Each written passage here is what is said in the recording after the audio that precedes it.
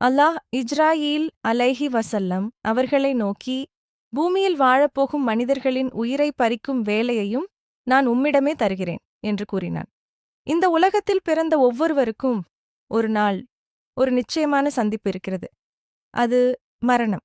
நாம் பல நேரங்களில் நினைப்போம், இந்த நோய்தான் அவரை எடுத்துச் சென்றது, அந்த விபத்துதான் காரணம் என்று. ஆனா உண்மையில் உயிரை எடுக்கிறது யார் தெரியுமா? ஹஜ்ரத் இஜ்ராயீல் அலைஹி வஸல்லம், மலகுல் மௌத். ஆனால் கவனமாக கேளுங்கள், அவர்களே தன்னிச்சையாக உயிரை எடுப்பதில்லை.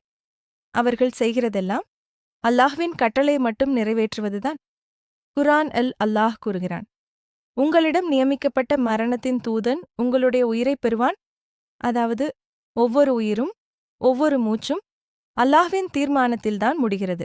நோய்களும் விபத்துகளும் இவையெல்லாம் காரணங்களாக தோன்றும், ஆனால் உண்மையான தீர்ப்பு அல்லாஹ்விடம்தான். அதனால மரணத்தை பார்த்து பயப்பட வேண்டியதில்ல. அதை நினைச்சு நம்முடைய வாழ்க்கையை சீர் செய்யணும்.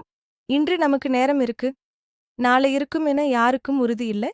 ஆகவே நல்ல செயல்களை அதிகப்படுத்துங்கள், துஆவை அதிகப்படுத்துங்கள், அல்லாஹ்வை நினைத்து வாழுங்கள்.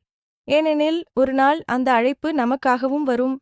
அப்பொழுது நம்முடைய முடிவு அழகானதா அல்லது வருத்தமானதா என்பது இன்று நாம் எப்படி வாழ்கிறோம் என்பதில்தான் இருக்கிறது. மரணம் ஒரு முடிவல்ல, அது நித்திய வாழ்க்கையின் தொடக்கம்.